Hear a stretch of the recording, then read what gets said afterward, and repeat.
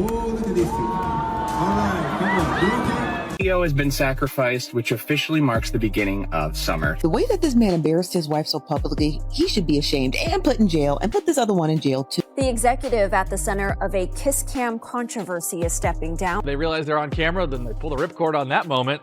I don't know where he went. Can you imagine getting busted at a Coldplay concert of all places? Wife, he has children, these kids are gonna have to watch and see this. They don't look, I would be devastated if I was his wife. This is pretty viral stuff. Or do we have to get HR involved? I mean, I know that HR was involved. The Coldplay kiss cam scandal just took a darker turn. A viral claim that Kristin Cabot's son couldn't stay silent about what really happened. The clip was the spark, but the story catching fire now is way more personal. A series of leaked clips and voice messages online revealed to be Kristin Cabot's son, saying he couldn't stay quiet anymore. He describes watching adults with power make choices that shattered a home, and he hints there's more. Messages, timelines, decisions that the public hasn't heard. The uploads spread fast, the captions get sharper, and the comments call it, quote, the moment the narrative flips. The sad truth is, it isn't just HR and a CEO in a headline, it's kids staring at a screen that won't stop replaying a mistake they didn't make. So tonight we're doing what almost no one does. We'll separate what's confirmed, resignations, leadership changes, corporate fallout, from what's circulating about this family message. It started as a feel-good bit between songs, the kiss cam floating over a sea of lights, pairing strangers while the crowd cheered. Then it landed on two faces that didn't flinch like strangers. A forehead touch, a quick whisper, the kind of close that doesn't read like office small talk. In seconds, the arena went from sweet to stunned. On the jumbo screen, the couple tried to laugh it off, but the frame lingered just long enough for the internet to do what it does best. Pause, zoom, and identify. Thousands of phones were already up. Clips shot from 3 angles, 4 rows apart, different sections, same moment. Within hours, the footage ricocheted across group chats and timelines. The captions weren't romantic, they were surgical. People didn't just see 2 concert-goers, they recognized a CEO and the head of HR. That's when the crowd's gasp became a storyline. It wasn't only the kiss, it was the optics, the titles, the imbalance. A leader at the top and the gatekeeper of company culture, locked into a camera frame that would outlast fireworks and confetti. The song kept playing, but the narrative had already changed. What looked like a private slip turned into a public record, endlessly replayable, meme-ready, and stamped with job titles that make headlines write themselves. Within days, a new layer hit the feed. Short videos and voice notes revealing to be Kristin Cabot's son, quote, speaking out. The tone was raw, the captions were furious, the views blew up. On first watch, it felt like the missing piece, the family's side surfacing from inside the blast zone. But the closer you look, the messier it gets. This moment reveals the new physics of public shame. A stadium clip starts the fire, the algorithm pours gasoline, and somewhere in between, a grieving voice rearranges what millions think they know. To see why that matters, you have to understand who Kristin Cabot is beyond a job title, and why this particular pairing, CEO and HR, turns a messy kiss into a structural crisis. Strip away the stadium, and you're left with a job that runs on trust. As Chief People Officer, Kristin Cabot wasn't just HR. She was the quiet architecture of the company. Policies, investigations, hiring ladders, pay bands, the invisible rails that decide who rises and who gets told to wait.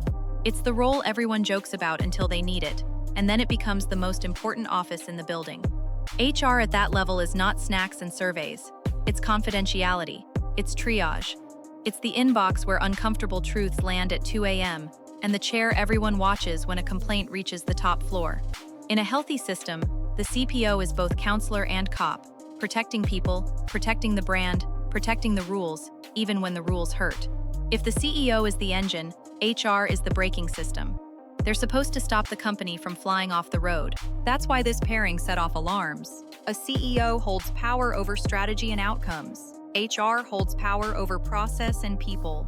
Mix them, and every decision looks tainted. Was that promotion earned or gifted? Did that complaint vanish or get handled? Is a yes really a yes when one voice signs paychecks and the other writes policy? Even if nothing illegal happened, the perception alone can fracture trust. People stop reporting. Teams fracture into favorites and skeptics. The culture shifts from we to watch your back. Cabot's resume, years of scaling teams, smoothing mergers, translating board talk into human language, made her the person you call when things go sideways. That same resume makes this moment sting. When the guardian of the guardrails is in the headline, employees don't just cringe, they recalibrate. Every training deck hits different. Every hour values slide feels like a dare. And every hallway whisper gets louder because people sense the rules aren't neutral anymore. There's also the human layer. HR leaders see burnout up close. They hear the marriages cracking, the Sundays lost to Slack, the panic of layoffs. They're paid to carry stories they can't repeat and make decisions they can't explain. When that kind of insider becomes the center of the storm, the betrayal feels doubled. It isn't only romance gone wrong, it's the referee stepping onto the field, changing the score, and acting like the whistle still means the same thing. So, who is Kristin Cabot when the lights aren't on? A builder, a gatekeeper, the person hired to prevent exactly the chain reaction we're watching unfold, which is why the next chapter mattered more than the memes, the statements, the investigations, and the policy fallout that would decide whether this was a one-night spectacle or a blueprint for corporate failure. And inside the company, those choices started landing fast. When headlines explode, companies don't start with speeches. They start with containment, calendars clear, a special board committee forms. Outside counsel comes in with neutral badges and long questionnaires. Devices get imaged. Data holds go out so nothing gets cleaned up by accident. Admin access is tightened. Everyone who might be a witness hears the same sentence. Preserve everything and talk to no one outside the process. That's the formal side. The human side is messier. Employees watch the intranet like it's a news channel. Skip-level meetings suddenly feel like confessionals. People who never comment on anything are typing paragraphs in private chats. Some are angry because the rules felt one way for them and another way for leadership. Others are exhausted because this isn't why they joined. They came to build, not to relive a scandal every Monday stand-up. HR policy doesn't fix that overnight, but it does have tools. Expect refreshed training on conflicts of interest, not the sleepy version, the sign this attestation version. Expect new escalation lines that bypass anyone who could be compromised. Expect a hiring and promotion freeze in teams where perception is especially fragile. If there's compensation risk, pay equity checks, get run. If there's compliance risk, expense audits get pulled. The point isn't optics, it's proof that the brakes still work. Language matters here. A company can't promise we're a family on Friday and act like a courtroom on Monday without whiplash. So the statements get careful. You'll hear values, safety, integrity, and zero tolerance. But the quiet subtext is stability. Keep customers calm. Keep top talent from wandering. Keep regulators uncurious. That's why interim leadership matters. Even if the name on the door is temporary, the message is permanent. Someone is steering, and the process outranks personalities. Inside teams closest to the blast zone, managers turn into translators. They can't share details, so they share clarity. What changes, what doesn't, where questions go. Good managers over-communicate the boring stuff, roadmaps, deadlines, renewals, because normal work is a life raft when public opinion is a rip current. They schedule listening hours and take notes like it's a second job. They push back on just vibes decisions. They're rebuilding trust in small, measurable pieces. Meanwhile, the rumor economy keeps humming. A single Slack screenshot, real or fake, can outrun any press release. That's the bitter irony. The more disciplined a company is legally, the more silent it looks publicly, and the louder the speculation gets. You can't litigate with a meme, but you can outlast one. Investigations don't tweet, they document.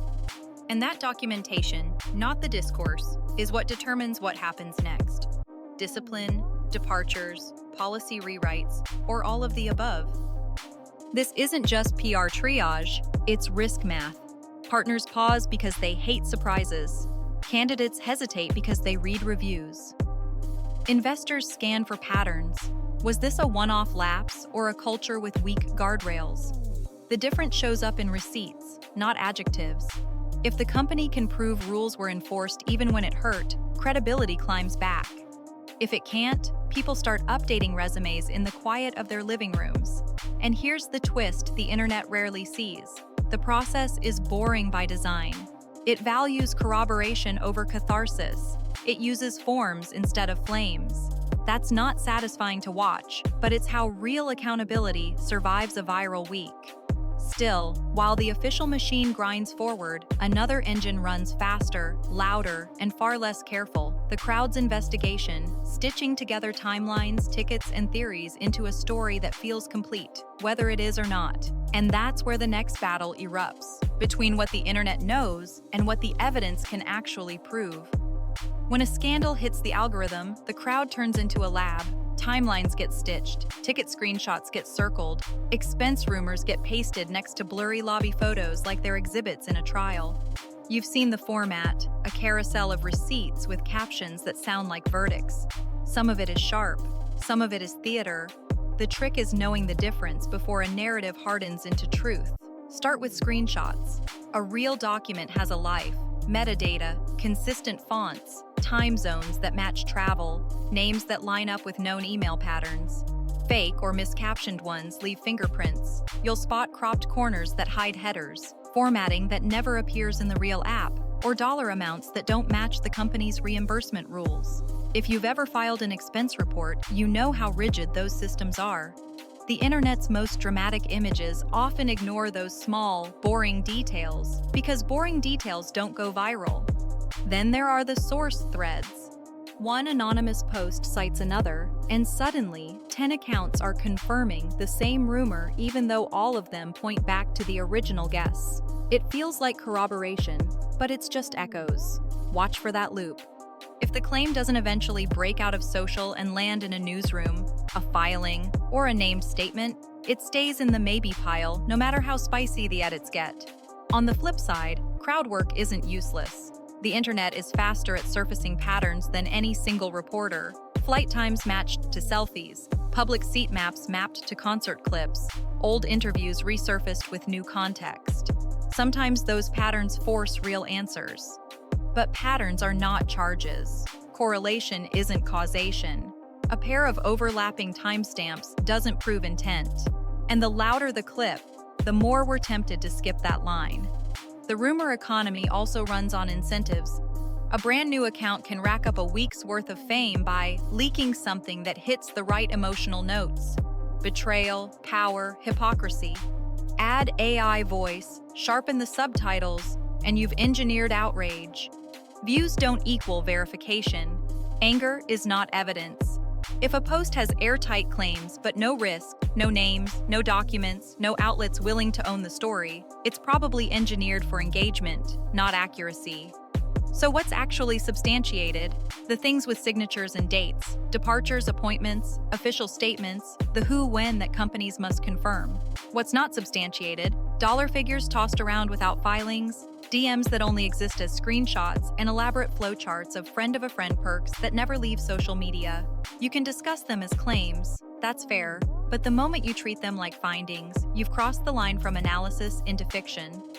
Creators get burned here all the time. One viral post slides into a script, then into a headline, and suddenly it looks like the whole internet agrees.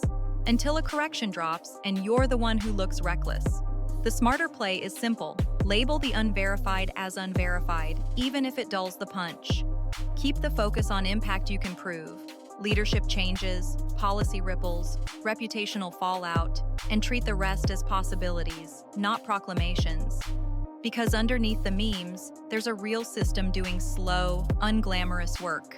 Lawyers collect devices, auditors cross-check expenses against policy, boards review conflicts and disclose what they must. That's where stories go from speculation to consequence. And when consequences arrive, they don't come as duets or stitches. They come as letters, sanctions, terminations, or settlements with names attached. Which brings us to the part that matters most and trends least, the actual exposure. When a CEO and the head of HR end up at the center of any scandal, romantic, financial, or both, the question isn't, did the crowd clap? It's, what rules, if any, were broken, and who pays the price if they were? And that's where the legal and career math begins. Dull in language, devastating in outcome. This is where the damage gets priced, not in views or meme counts, but in clauses, policies, and signatures.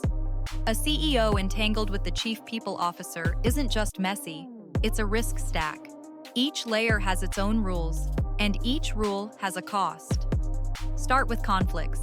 Most companies require senior leaders to disclose relationships that could influence hiring, pay, or investigations. Disclosure triggers safeguards, recusals, independent reviewers, extra sign-offs. If that disclosure never happened or happened late, you're looking at a policy breach. Policy breaches don't need a judge to matter. They unlock discipline, forfeit clauses, and termination with cause. Cause is the word that turns stock into dust. Next, the money trail. Tickets, hotels, flights, working off-sites that look suspicious after the fact. These all run through expense systems with rules carved in stone. If personal spend landed on corporate cards, the first step is reimbursement. The second is audit. If auditors find patterns that suggest intent, consequences escalate. Repayment plus discipline, sometimes referral to outside counsel. For a public company, that can creep toward regulatory attention. For a private one, it still hits hard in financing rounds, diligence, and board trust. Either way, the spreadsheet always talks. Now the employment law layer. HR's job is to keep the playing field level. When HR is part of the story, past decisions get re-reviewed. Promotions during the timeline? Rechecked. Complaints that went quiet? Reopened. Anyone who felt sidelined has standing to ask whether the process was fair. That doesn't mean payouts. It means the company must show clean mechanics. Who decided, who recused, what the criteria were. If those records are thin or inconsistent, settlements become cheaper than litigation, and precedent gets set in silence. Records and deletion are their own bomb. Once a legal hold goes out, everything freezes. Emails, DMs, chat logs, cloud notes. Deleting anything after that isn't just a bad look, it's spoliation. You don't need a courtroom to lose leverage. Losing metadata can do that in one click. Leaders know this, which is why devices get imaged early and access narrows fast. Then there's the reputational math. Boards have long memories. Search results have longer ones. An executive at the center of an HR-adjacent scandal faces a multi-year rehab arc. Advisory roles instead of C-suite, private companies instead of public ones, shorter stints with tighter oversight. The speaking invites dry up. The values slide from old keynotes becomes a screenshot. None of that is formal punishment, but it's a tax you pay every time your name enters a room. Clawbacks are the quiet killer. Equity plans and bonus agreements often include misconduct, policy violation, or detrimental activity triggers. If separation lands in the for-cause bucket, unvested equity disappears. Already vested awards can be clawed back if the language allows. That's where fortunes go thin.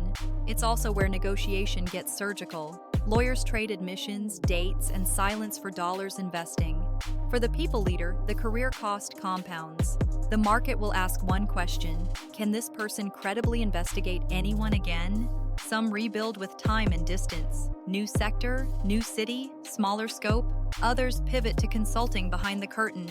Either way, trust is the currency, and trust is exactly what the headline spent. Most of this never reaches a courtroom. It lands in separation agreements, NDAs, mutual non-disparagement, and carefully worded press releases about pursuing new opportunities.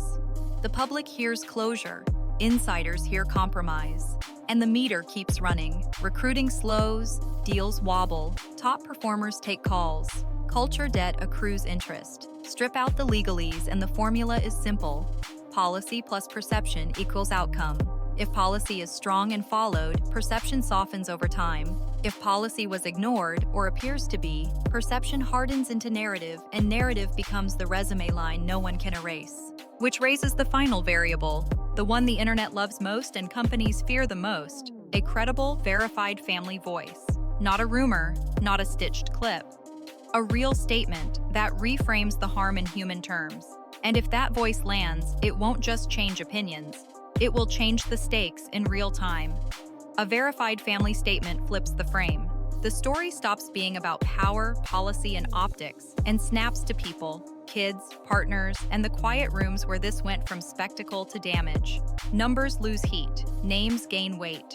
When the voice is real and close, motive feels different. It's no longer a puzzle of timelines, it's impact in plain words. A child saying, "We saw it," reads louder than any press release. Even a short line, hurt, confusion, anger, can reorder public sympathy in a single scroll. It also resets responsibility. Executives stop looking like characters in a meme and start looking like adults who made choices with fallout they do not control. Viewers judge less on scandal speed and more on harm endured. That's when brands, investors, and boards recalibrate. Not because of noise, but because of human stakes no one can PR away. If the statement contradicts rumors, the rumor dies. Fast. A verified correction from inside the family punctures 1,000 sources in an hour. If it confirms what people feared, commentary hardens. Legal and HR responses move from process to protection, with language about safety, privacy, and support that rarely appears until there's a clear human claim. Partial verification is its own beast. Maybe a known relative confirms the account but asks for privacy. Maybe counsel shares a summary without audio. In that middle space, coverage must be precise. Report what's verified. Label what isn't. Don't fill the gaps with wishful edits. The audience respects clarity more than drama when a child is involved. And if a clip is exposed as fake, it still teaches something. It shows how quickly grief can be manufactured and why audiences must demand provenance, not just performance. Calling out impersonation protects real families and keeps the focus on the choices that actually matter. Creators have responsibilities here. Do not name minors, do not flash handles. Strip out identifying details that turn kids into targets. Speak about impact, not identity. Quote sparingly, paraphrase carefully. Keep the spotlight on decisions made by adults in power, not on adolescents navigating a mess they didn't choose. There's a practical effect too. A verified family voice can influence timing, settlements, statements, even who talks next. Companies often accelerate support resources, revisit internal reviews, and tighten communications when a child's words are in play. Not because of optics alone, but because the risk profile changes when harm is documented in human terms. For the audience, it reframes the ask. The question stops being, "What happened?" and becomes, "What should happen now?" Accountability looks less like a headline and more like boundaries, restitution, and a path that doesn't trample the people already hurt. If that voice never comes, the rule remains: center what's confirmed, examine what's claimed, and remember that silence isn't consent. It's sometimes strategy, sometimes self-preservation. In an age where anyone can fake closeness, restraint is a form of respect. So whether a real family statement lands tomorrow or never arrives, one truth holds. The loudest clips shouldn't outrun the clearest facts, and the clearest facts shouldn't erase the people living through them. And with that perspective, let's pull the thread tight. What we know, what we don't, and why this moment will echo long after the memes fade. A stadium kiss lit the fuse, but the blast reached far beyond the arena. Careers moved, policies tightened. An interim stepped in while lawyers, auditors, and a weary workforce picked through the debris. The internet ran its own investigation, some sharp, some shameless. And somewhere inside that noise, a new thread appeared, a voice claiming to be Kristin Cabot's son. Whether that voice proves real or not, it reminds us of the only part that matters when the music stops, the people left to live with the mess. Here's what stands. The resignations are confirmed, the leadership shuffle is public, and the culture work ahead is heavy. Here's what doesn't. The dollar figures tossed around like confetti, the stitched receipts with no provenance, and the family clips that travel faster than any verification ever will. In a world where anyone can sound close, the bravest move isn't the hottest take, it's restraint. Center what's documented. Label what's alleged. Protect the ones who didn't choose the spotlight. Go ahead and like the video and turn on bell notifications when you subscribe to get the latest and most accurate coverage of stories like this.